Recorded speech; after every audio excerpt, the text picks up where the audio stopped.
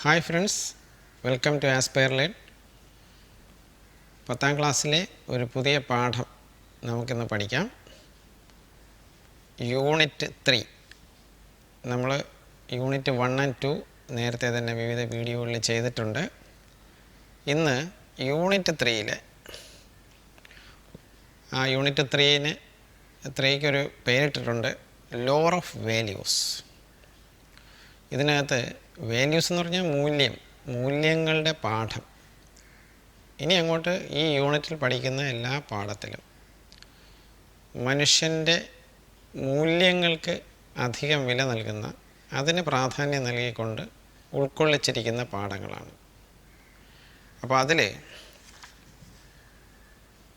നമ്മൾ ആദ്യത്തെ പാഠം എന്ന് പറയുന്നത് the best investment I ever made. Investment എന്ന് പറഞ്ഞാൽ നിക്ഷേപം, ഞാൻ നടത്തിയിട്ടുള്ളതിൽ ഏറ്റവും മെച്ചപ്പെട്ട നിക്ഷേപം എന്നാണ് ആ പാഠത്തിൻ്റെ പേര്. The best investment I ever made. അപ്പം ഞാൻ എൻ്റെ ജീവിതത്തിൽ ഇതുവരെ നടത്തിയിട്ടുള്ള നിക്ഷേപങ്ങളിൽ ഏറ്റവും മെച്ചമായ നിക്ഷേപം എന്നാണ് പാഠം. ഈ പാഠം എഴുതിയിരിക്കുന്നത് A.J. ക്രോണിനാണ്. അപ്പോൾ എന്താണ് അദ്ദേഹം നടത്തിയ നിക്ഷേപം? അപ്പോൾ ഇത് കേൾക്കുമ്പോൾ നിങ്ങൾക്ക് തോന്നും 1,00,000 രൂപ കൊണ്ടുവന്ന് നിക്ഷേപിച്ചതായിരിക്കും എന്ന്. അതല്ല, ഇവിടെ ക്യാഷ് നിക്ഷേപിക്കുന്ന കാര്യമല്ല. അത് നമ്മൾ ഈ പാഠം പഠിച്ച് മുന്നിലേക്ക് പോകുമ്പോൾ അത് മനസ്സിലാവും. ഈ A.J. ക്രോണിൻ ആരാണെന്ന് നമുക്ക് നോക്കാം. A.J. Cronin was basically A doctor. അദ്ദേഹത്തിൻ്റെ ഡിഗ്രി എല്ലാം അവിടെ എഴുതി വെച്ചിട്ടുണ്ട്. ആർച്ചിബാൾഡ് ജോസഫ് ക്രോണിൻ എന്നാണ് അദ്ദേഹത്തിൻ്റെ പൂർണ്ണമായ പേര്. A.J. ക്രോണിൻ എന്നാണ് ലോകം മുഴുവൻ അദ്ദേഹത്തെ അറിയുന്നത്. MD, DPH, MRCP, ഇത്രയാണ് അദ്ദേഹത്തിൻ്റെ ബിരുദം. He was a physician. So also he was a novelist. അദ്ദേഹം ഒരു നോവലിസ്റ്റായിരുന്നു, അദ്ദേഹം ഒരു ഡോക്ടറും ആയിരുന്നു. He was a Scottish novelist. സ്കോട്ട്ലാൻഡിലെ നോവലിസ്റ്റായിരുന്നു. He was a Scottish novelist and a physician. His career as a novelist started in 1930. ഒരു നോവലിസ്റ്റ് എന്നുള്ള രീതിയിൽ അദ്ദേഹത്തിൻ്റെ ജീവിതം തുടങ്ങിയത് 1930-ലാണ്. When he was designated with a chronic ulcer and was compelled to take 6 months complete rest. അദ്ദേഹത്തിന് ഒരു chronic ulcer disease ബാധിച്ചു. ആ സമയത്താണ് അദ്ദേഹം ഒരു നോവലിസ്റ്റായിട്ട് രംഗപ്രവേശം ചെയ്യുന്നത്. He was started writing novel during 1930s. 1930-കളിലാണ് അദ്ദേഹം ഒരു നോവലിസ്റ്റായി അദ്ദേഹത്തിൻ്റെ കരിയർ സ്റ്റാർട്ട് ചെയ്യുന്നത്. During this time he was able to indulge in his life long desire to write a novel, having previously written nothing but prescriptions and scientific papers. ഈ നോവലുകൾ എഴുതുന്നതിന് മുമ്പ് അദ്ദേഹത്തിൻ്റെ ജോലി എന്താണ്? He was a physician. രോഗികളെ പരിശോധിക്കുന്നു, മരുന്നിൻ്റെ പ്രിസ്ക്രിപ്ഷൻ എഴുതുന്നു, പിന്നെ സയൻറ്റിഫിക് പേപ്പേഴ്സ് പഠിക്കുന്നു, അങ്ങനെയുള്ള ജേണൽസ് പബ്ലിഷ് ചെയ്യുന്നു. ഇത് മാത്രമാണ് അദ്ദേഹം ചെയ്തുകൊണ്ടിരുന്നത്. പക്ഷേ during this time he was able to indulge in his life long desire to write a novel. ഈ അൾസർ ബാധിതനായി തീർന്നപ്പോൾ അദ്ദേഹം എന്താഗ്രഹിച്ചു? ഒരു ജീവിതകാലം മുഴുവനും അദ്ദേഹത്തിൻ്റെ ഒരു ഫുൾ ടൈം ലൈഫിൽ ഒരു നോവലിസ്റ്റായി തീരുക എന്നുള്ളത് അദ്ദേഹത്തിന് ആഗ്രഹമായി. His first novel was Hatter's Castle. അദ്ദേഹത്തിൻ്റെ ആദ്യത്തെ നോവലിൻ്റെ പേരാണ് Hatter's Castle. And the most popular being the Citadel. വേറൊരു നോവലിൻ്റെ പേരാണ് Citadel. Many of his stories have been adapted to Hollywood movies. അതാണ്, ഇദ്ദേഹത്തിൻ്റെ പല നോവലുകളും ഹോളിവുഡ് സിനിമകളാക്കിയിട്ടുണ്ട്. മനസ്സിലായോ? Many of his stories have been adapted to Hollywood movies. അപ്പോൾ സിനിമയ്ക്ക് തിരക്കഥ എഴുതുന്നതിന് വേണ്ടി ഇദ്ദേഹത്തിൻ്റെ പല നോവലുകളും അവർ സ്വീകരിച്ചിട്ടുണ്ട്, അഡാപ്റ്റ് ചെയ്തിട്ടുണ്ട്. അപ്പോൾ ഇത്രയും കാര്യങ്ങളാണ് AJ ക്രോണിനെ കുറിച്ച് നമുക്ക് പഠിക്കാൻ വേണ്ടി പുസ്തകത്തിൽ തന്നിരിക്കുന്നത്. അപ്പോൾ മനസ്സിലായി. അപ്പോൾ പ്രധാനമായും AJ Cronin was a Scottish novelist and A physician. He started career as a novelist in 1930. His famous works are Hatter's Castle and Citadel. Most of his stories have been adapted to Hollywood movies. അപ്പോൾ ഇങ്ങനെ ഒരു 2-3 point നിങ്ങൾ മനസ്സിനകത്ത് AJ ക്രോണിനെ കുറിച്ച് മനസ്സിലാക്കിയിരിക്കുക. അപ്പോൾ നമുക്ക് പാഠത്തിലേക്ക് കടക്കാം. The best investment I ever made. On the second day out from New York, while making the round of the promenade deck, I suddenly became aware that one of the passengers was watching me closely, following me with his gaze every time I passed. നല്ല നീളമുള്ളൊരു സെൻറ്റൻസാണ്. എന്താണ്?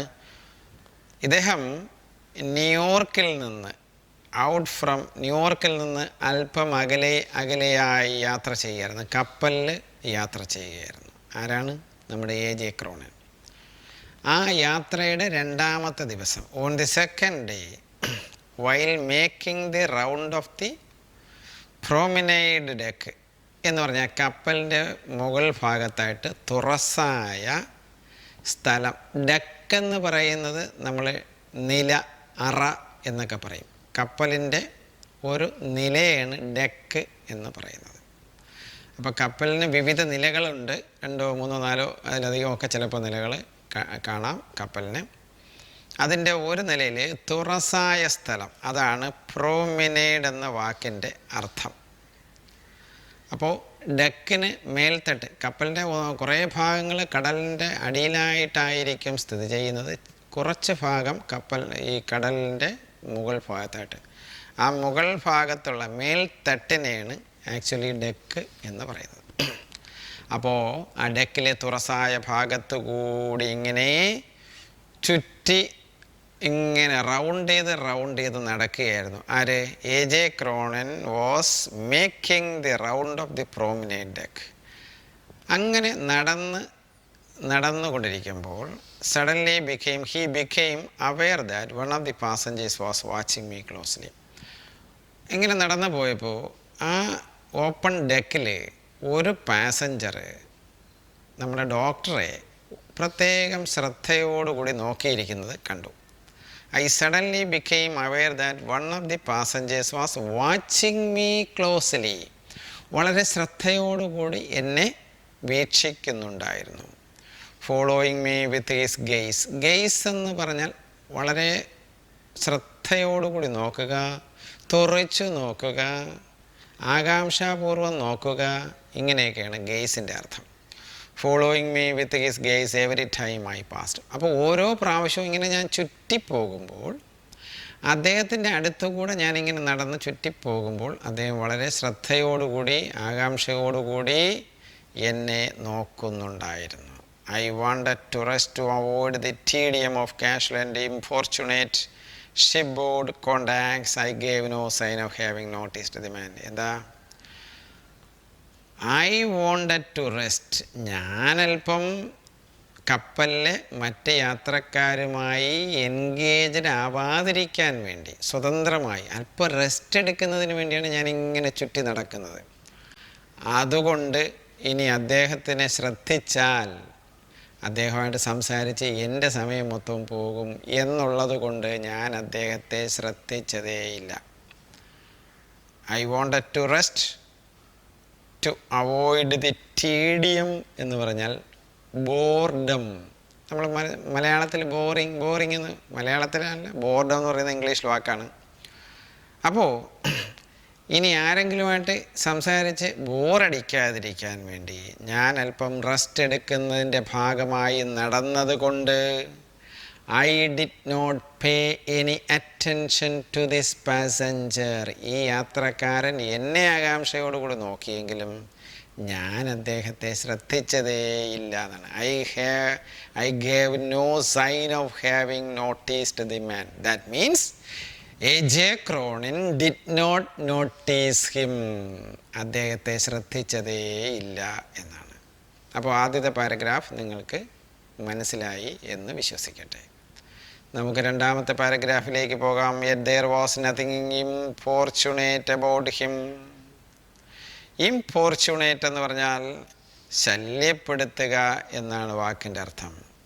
Yet there was nothing importunate about him. On the contrary he seemed affected by a troubled rather touching diffidence. യഥാർത്ഥത്തിൽ ഞാൻ അദ്ദേഹമായിട്ട് സംസാരിച്ചാൽ എനിക്കൊരു ശല്യമായി തീരുമെന്നൊക്കെയാണ് ഞാൻ ധരിച്ചത്. പക്ഷേ അദ്ദേഹത്തിൻ്റെ പ്രകൃതത്തിൽ നിന്ന് അങ്ങനൊരു ശല്യക്കാരനാണെന്ന് എനിക്ക് തോന്നിയില്ല എന്നാണ്. There was nothing importunate about him. അദ്ദേഹം അങ്ങനെ ഒരു ശല്യക്കാരനാണെന്ന് അദ്ദേഹത്തിൻ്റെ പ്രകൃതം കണ്ടിട്ട് എനിക്ക് തോന്നിയില്ല. ഓൺ ദി കോൺട്രറി എന്താണ് അർത്ഥം? ഓൺ ദി കോൺട്രറി നേരെ മറിച്ച് he seemed affected by a troubled rather touching diffidence. Diffidence എന്ന് പറഞ്ഞാൽ ഒരു ആത്മവിശ്വാസക്കുറവ്, ലാക്ക് ഓഫ് കോൺഫിഡൻസ് എന്നാണ് വാക്കിൻ്റെ അർത്ഥം. ആത്മവിശ്വാസമില്ലാതെ എന്തോ അദ്ദേഹത്തിൻ്റെ മനസ്സിനെ ചഞ്ചലപ്പെടുത്തുന്ന, ആത്മവിശ്വാസം കുറയ്ക്കുന്ന രീതിയിൽ അദ്ദേഹത്തെ ഞാൻ കണ്ടു എന്നാണ്. He seemed affected by a troubled, rather touching diffidence. ഒരു ആത്മവിശ്വാസക്കുറവുള്ള ഒരു മനുഷ്യനെ പോലെ അദ്ദേഹം കാണപ്പെട്ടു എന്നാണ്. He was in his early 40s. ആ മനുഷ്യന് ഏകദേശം 40 വയസ്സോളം പ്രായം വരും. He was in his early 40s. Rather short in build എന്ന് പറഞ്ഞാൽ അല്പം പൊക്കം കുറഞ്ഞ ആളാണ്. Rather short in build with a fair complexion. ഇത്തിരി വെളുത്തിട്ട് ഒരു മനുഷ്യൻ. അപ്പോൾ approximately he was 40 years and he was short in build with a fair complexion and clear blue eyes. നല്ല നീല കണ്ണുകളുള്ള, ഒരുവിധം വെളുത്ത, സുന്ദരനായ, പൊക്കം കുറഞ്ഞ 40 വയസ്സുള്ള ഒരു മനുഷ്യനാണ് എന്നെ വളരെ ആകാംക്ഷയോടുകൂടി, താല്പര്യത്തോടുകൂടി എന്നെ ശ്രദ്ധിച്ചത്. His thin hair had begun to recede. Recede എന്ന് പറഞ്ഞ വാക്കിനർത്ഥം ടു സ്റ്റോപ്പ് ഗ്രോയിങ്, വളർച്ചയില്ലാത്ത എന്ന് പറഞ്ഞ അർത്ഥം എന്താണ്? His thin hair had begun to recede from his forehead. Forehead എന്ന് പറഞ്ഞാൽ നെറ്റിയിലുള്ള മുടികൾ വളരെ വളർച്ചക്കുറവുള്ളതായിട്ട് കണ്ടു എന്ന് പറഞ്ഞാൽ നമ്മൾ പച്ച മലയാളത്തിൽ നെറ്റിയിൽ എന്തുണ്ട്? കഷണ്ടി ഉണ്ടായിരുന്നു എന്നാണ്. എന്ന് പറഞ്ഞാൽ നെറ്റിയിൽ ശരിക്കും മുടി ഇല്ലായിരുന്നു. His thin hair had begun to recede from his forehead.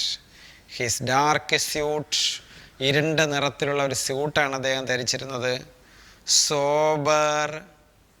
Sober എന്ന് പറഞ്ഞാൽ plain, not in bright colour. നല്ല അടിപൊളി കാഴ്ചയ്ക്കുള്ള ഒരു എടുത്ത് കാട്ടുന്ന ഒരു ബ്രൈറ്റ് കളറല്ല, ഒരു പ്ലെയിൻ കളറിലുള്ള ടൈ. അപ്പോൾ ഡാർക്ക് സ്യൂട്ടും ഒരു പ്ലെയിൻ ടൈയും പിന്നെ അരികുകൾ ഇല്ലാത്ത ഗ്ലാസ്, സ്പെക്സ്, അതിനെയാണ് റിംലെസ് സ്പെക്ടക്കിൾസ് എന്ന് പറയുന്നത്.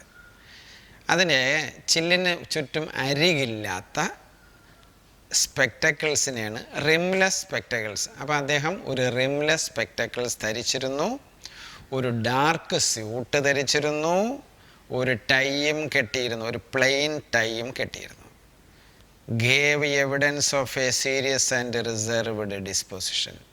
ഈ സ്യൂട്ടിൽ, ഈ ഡ്രസ്സിങ്ങിൽ അദ്ദേഹത്തിനെ കണ്ടാൽ അദ്ദേഹം ഒരല്പം സീരിയസ് പ്രകൃതക്കാരനാണ്, പെട്ടെന്ന് മറ്റുള്ള ആളുകളുമായി മിങ്കിള് ചെയ്യാത്ത പ്രകൃതക്കാരനാണ്. അല്പം സീരിയസ് ഡിസ്പൊസിഷൻ എന്ന് പറഞ്ഞാൽ പ്രകൃതം. ഒരാളിനെ കാണുമ്പോൾ തന്നെ നമ്മൾ മനസ്സിലാവും, അദ്ദേഹം ഒരു സീരിയസ് മാനാണ്. ഇനി വേറൊരാളിനെ കാണുമ്പോൾ അദ്ദേഹം എപ്പോഴും തമാശയും ചിരിയുമായിട്ട് നടക്കുന്ന ആളാണ്. അപ്പോൾ അദ്ദേഹത്തിൻ്റെ പ്രകൃതം, അതിനാണ് ഡിസ്പൊസിഷൻ എന്ന വാക്കിൻ്റെ അർത്ഥം. gave evidence of a serious and reserved position. At this point,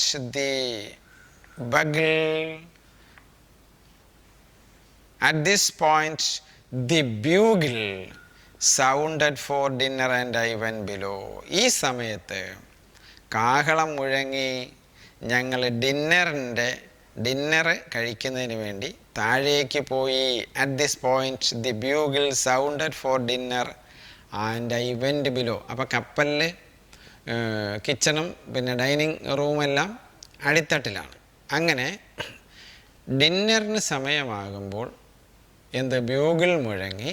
ഞാൻ എന്ത് ചെയ്തു? ഐ വെൻറ്റ് ബിലോ, ഞാൻ കപ്പലിൻ്റെ താഴേക്ക് പോയി. മനസ്സിലായി? അപ്പോൾ 2 പാരഗ്രാഫ് നമ്മൾ കഴിഞ്ഞു. നമ്മൾ 3-ാമത്തെ പാരഗ്രാഫിലേക്ക് കടക്കുകയാണ്.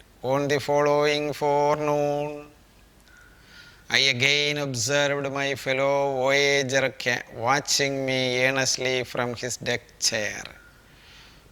അത് കഴിഞ്ഞ് അടുത്ത ദിവസം രാവിലെ on the following forenoon I again observed, ഞാൻ ആ യാത്രക്കാരനെ ഒന്നുകൂടെ ശ്രദ്ധയോടെ ഞാനും വീക്ഷിച്ചു.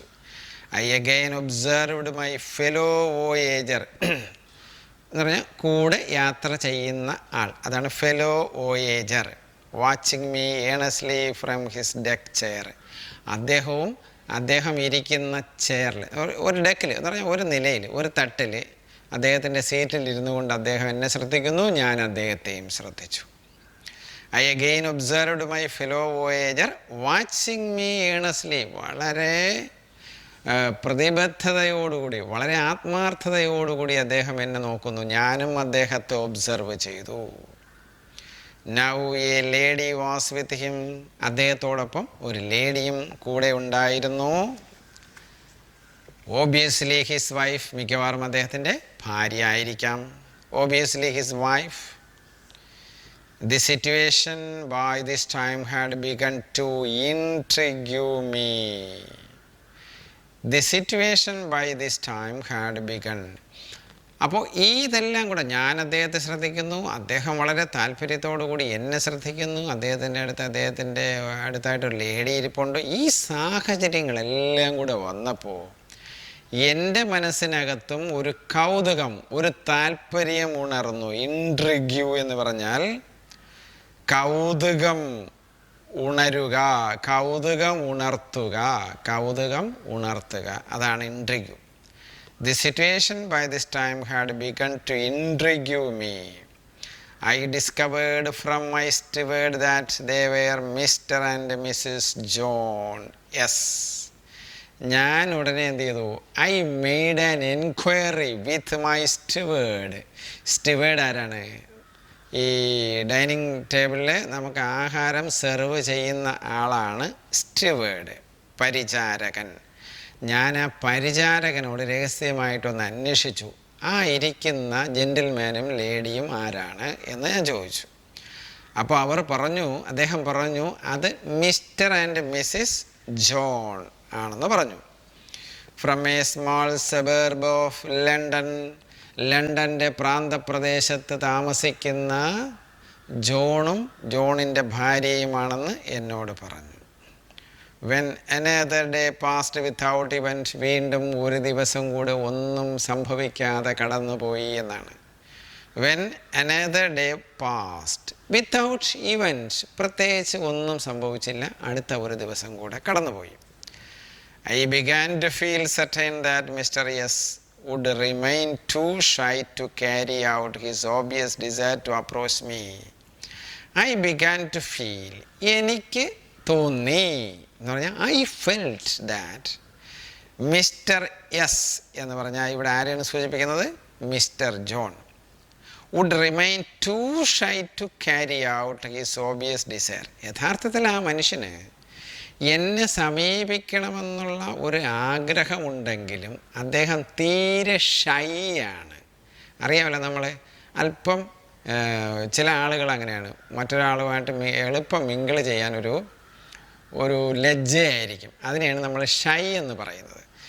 അപ്പോൾ അദ്ദേഹത്തിന് ആക്ച്വലി എന്നെ സമീപിച്ച് എന്തൊക്കെയോ ചില കാര്യങ്ങൾ പറയണമെന്നുണ്ട്. പക്ഷേ അദ്ദേഹത്തിനത് കഴിയുന്നില്ല.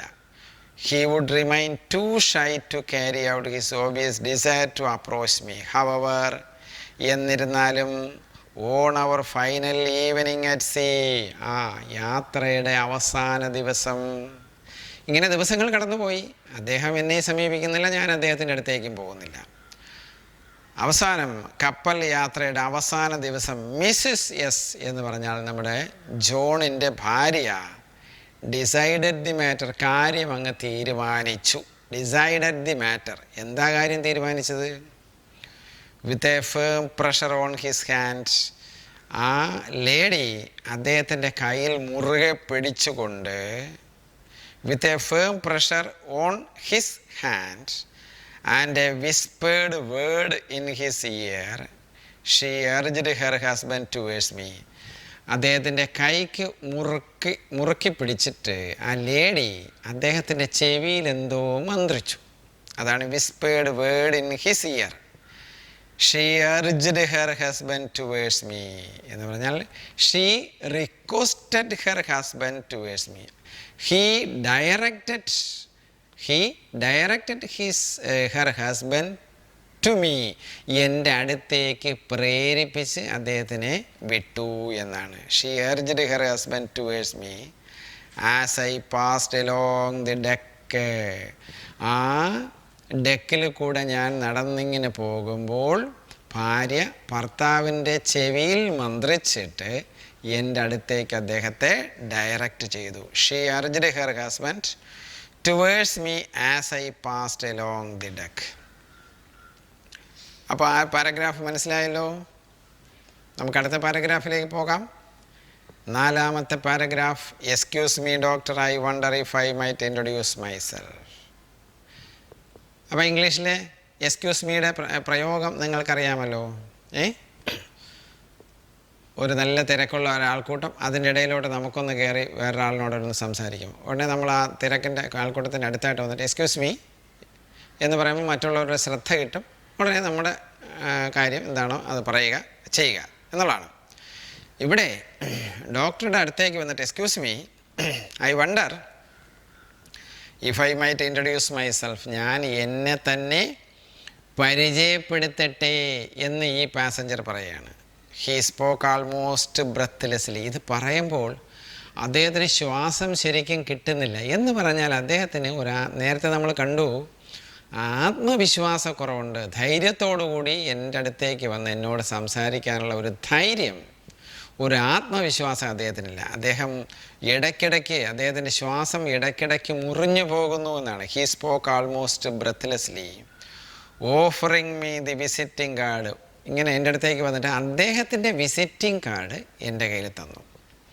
He held in his hand and almost breathlessly offering me the visiting card he held in his hand and studying my face to see if the name meant anything to me. അദ്ദേഹം എൻ്റെ അടുത്തേക്ക് വന്നിട്ട് അദ്ദേഹത്തിൻ്റെ visiting card എടുത്ത് എൻ്റെ മുന്നിലേക്ക് നീട്ടി. അപ്പോൾ ഞാൻ ആ വിസിറ്റിംഗ് കാർഡ് വായിക്കുമ്പോൾ അദ്ദേഹം ആരാണെന്ന് എനിക്ക് മനസ്സിലാവും എന്നുള്ള ധാരണയിലാണ് ഈ വിസിറ്റിംഗ് കാർഡ് എടുത്ത് കാണിക്കുന്നത്. The visiting card he held in his hand and studying my face. Visiting card എൻ്റെ മുന്നിലേക്ക് നീട്ടിയിട്ട് എൻ്റെ മുഖം അദ്ദേഹം പഠിക്കുകയാണ്. എൻ്റെ മുഖത്ത് ഭാവവ്യത്യാസം വല്ലതും വരുന്നുണ്ടോ, ഈ മനുഷ്യനെ ഞാൻ AJ ക്രോണിൻ മനസ്സിലാക്കുന്നുണ്ടോ എന്നൊക്കെ പഠിച്ചുകൊണ്ടിരിക്കുകയാണ്. To see if the name meant anything to me, then as it plainly did not. പക്ഷേ കുറച്ച് നേരം കഴിഞ്ഞിട്ടും AJ ക്രോണിൻ്റെ മുഖത്ത് യാതൊരു ഭാവവ്യത്യാസവും ഇല്ല എന്ന് കണ്ടപ്പോൾ, എന്ന് പറഞ്ഞാൽ AJ Cronin could not identify this passenger. ഈ പാസഞ്ചറുടെ ഐഡൻറ്റിറ്റി മനസ്സിലാക്കാൻ AJ ക്രോണിന് ഈ പേരും അദ്ദേഹത്തിൻ്റെ വിസിറ്റിംഗ് കാർഡൊന്നും കണ്ടിട്ട് മനസ്സിലായില്ല. He went on with the same awkwardness. He went on means continued, തുടർന്നു. അദ്ദേഹത്തിൻ്റെ ഒരു വൈക്ലഭ്യത്തോടുകൂടി വൈഷമ്യത്തോടുകൂടി അദ്ദേഹം തുടർന്നു. ഈ പാസഞ്ചർ തുടർന്നു, സംസാരം തുടർന്നു. അപ്പോൾ ആക്വേർഡ്നെസ് എന്ന് പറഞ്ഞാൽ വൈഷമ്യം. നമ്മൾ പച്ച മലയാളത്തിൽ വൈക്ലഭ്യം എന്നും പറയും, ആക്വേർഡ്നെസ്. He went on with the same awkwardness. If you could spare a few minutes, my wife and I would like to have a word with you. അപ്പോൾ ആ ഫെലോ പാസഞ്ചർ പറയാണ്, if you could spare A few minutes, അങ്ങേക്ക് ഒരല്പം സമയം ഞങ്ങളുമായിട്ട് ചിലവഴിക്കാനുണ്ടെങ്കിൽ എനിക്കും എൻ്റെ ഭാര്യയ്ക്കും ഒരു കാര്യം അങ്ങയോട് പറയാനുണ്ടെന്ന് പറയാണ്.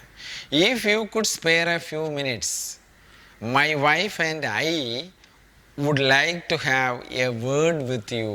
ഒരല്പസമയം അങ്ങേക്കുണ്ടെങ്കിൽ എനിക്കും എൻ്റെ ഭാര്യയ്ക്കും ഒരു കാര്യം അങ്ങയോട് പറയാനുണ്ട് എന്ന് പറഞ്ഞു. അടുത്ത പാരഗ്രാഫിലേക്ക് പോകാം. A moment later I was occupying the vacant chair beside them. ഒരല്പസമയത്തിന് ശേഷം അവർ ഇരുന്ന ചെയറിൻ്റെ അടുത്തായിട്ട് ഞാനിരുന്നു. A moment later I was occupying the vacant chair beside them. അവരുടെ അടുത്ത് ഒഴിഞ്ഞു കിടന്ന ഒരു കസേരയിലേക്ക് ഞാനിരുന്നു. എന്നിട്ടോ ഹാൾട്ടിങ്ങിലി എന്ന് പറഞ്ഞാൽ നിർത്തി സംസാരിക്കുന്നതിനാണ് ഹാൾട്ടിങ്ങിലി. ഹീ ടോൾഡ് മീ, ആര്? The fellow passenger told me that this had been their first visit to America. അപ്പോൾ ഞാൻ തൊട്ടടുത്ത ഒരു കസേരയിലേക്ക് ഇരുന്നപ്പോൾ he started speaking. The fellow passenger started speaking haltingly, നിർത്തി എന്നോട് പറഞ്ഞു, ഇത് അവരുടെ അമേരിക്കയിലോട്ടുള്ള ആദ്യ യാത്രയാണ്. He told me that this had been their first visit to America. ഞങ്ങളുടെ അമേരിക്കയിലോട്ടുള്ള ആദ്യ യാത്രയാണ്. It was not entirely a holiday trip. ഇതൊരു വെറും ഉല്ലാസയാത്ര അല്ലായിരുന്നു.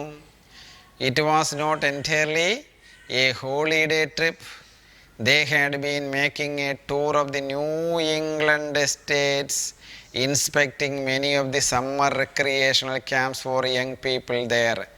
They had been making a tour of the New England states.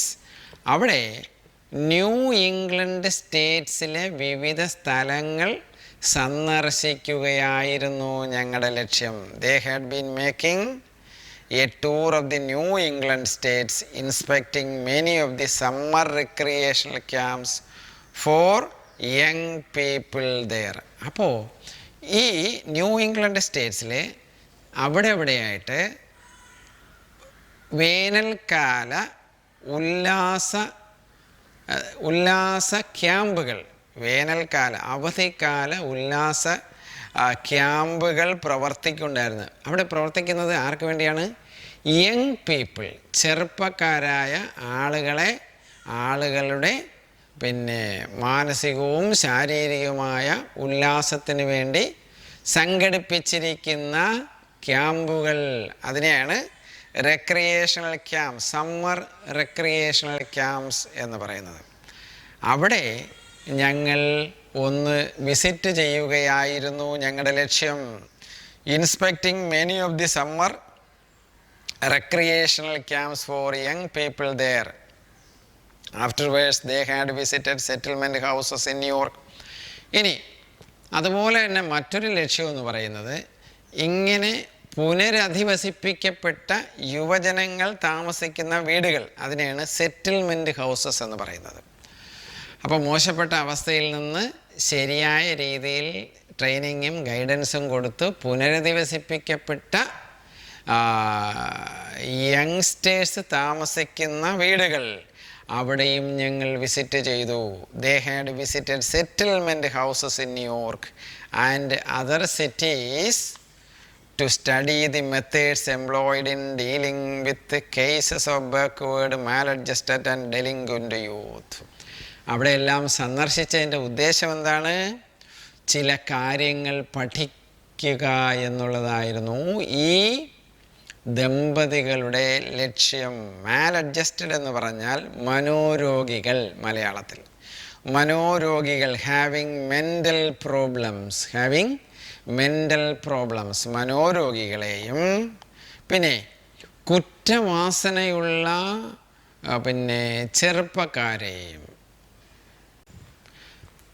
അപ്പോൾ കുറ്റവാസനയുള്ള ചെറുപ്പക്കാരായ ആളുകളെയും പിന്നെ മനോരോഗികളെയും പ്രത്യേക സ്ഥലങ്ങളിൽ പാർപ്പിച്ച് അവർക്ക് മാനസികമായ ഉല്ലാസവും അവരെ ഇതിൽ നിന്ന് മോചിപ്പിക്കുന്നതിനുള്ള പ്രവർത്തനങ്ങളും ചെയ്യുന്നതിന് വേണ്ടിയുള്ള സ്ഥലങ്ങൾ, വീടുകൾ സന്ദർശിക്കുകയായിരുന്നു ഞങ്ങൾ ചെയ്തിരുന്നത് എന്ന് ഈ ദമ്പതികൾ പറഞ്ഞു. അതാണ് സ്റ്റഡി. അതുപോലെ തന്നെ അതിൻ്റെ പ്രത്യേക രീതികളും ശൈലികളും എന്തൊക്കെയാണ് മെത്തേഡുകളും എന്ന് ഞങ്ങൾ മനസ്സിലാക്കി അത് പഠിക്കുന്നതിനും കൂടിയാണ് ഞങ്ങൾ ഈ സ്ഥലങ്ങളിലെല്ലാം പോയിരുന്നത്. Study the methods employed in dealing with cases of backward. അതുപോലെ തന്നെ ഈ കുട്ടികളുടെ പിന്നോക്കാവസ്ഥയ്ക്ക് കാരണം എന്താണ്, ഇതെല്ലാം മനസ്സിലാക്കുക. മനോരോഗികളെയും കുറ്റവാളികളാകാൻ സാധ്യതയുള്ള കുട്ടികളെയും എങ്ങനെ പ്രോപ്പറായിട്ട് അതിൽ നിന്ന് സംരക്ഷിച്ച് സമൂഹത്തിന് നല്ല കുട്ടികളാക്കി മാറ്റാം എന്ന് അതിനു വേണ്ടി എന്തൊക്കെ കാര്യങ്ങളാണ് അവിടെ ചെയ്യുന്നത് എന്ന് പഠിക്കാൻ വേണ്ടിയാണ് ഞങ്ങൾ ഈ പറയുന്ന സെറ്റിൽമെൻറ്റ് ഹൗസിലെല്ലാം പോയത് എന്ന് അവർ എന്നോട് പറഞ്ഞു. അപ്പോൾ ഈ പാരഗ്രാഫ് ഇവിടെ അവസാനിച്ചു. നമുക്ക് ഈ വീഡിയോ ഇവിടെ വെച്ച് അവസാനിപ്പിക്കാം. നമുക്ക് അടുത്ത ക്ലാസ്സിൽ തുടർന്നുള്ള പാഠം നമുക്ക് പഠിക്കാം. അപ്പോൾ ഇന്നത്തെ ഈ വീഡിയോ നിങ്ങൾക്ക് ഇഷ്ടപ്പെട്ടുവെങ്കിൽ നിങ്ങൾ ലൈക്ക് ചെയ്യണം. അതുപോലെ തന്നെ നിങ്ങളുടെ സുഹൃത്തുക്കളിലേക്ക് ഇത് ഷെയർ ചെയ്യുക. പിന്നെ ആദ്യമായിട്ടാണ് എൻ്റെ ഈ ക്ലാസ് കാണുന്നതെങ്കിൽ ഈ ചാനൽ സബ്സ്ക്രൈബ് ചെയ്യുക, ആ ബെല്ലൈക്കൺ എനേബിൾ ചെയ്ത് വയ്ക്കുക. അപ്പോൾ തുടർന്ന് വരുന്ന എല്ലാ വീഡിയോയും നിങ്ങൾക്ക് സമയത്തിന് ലഭിക്കും. മറ്റൊരു ക്ലാസ്സുമായി നമുക്ക് വീണ്ടും കണ്ടുമുട്ടാം. Till then, good bye.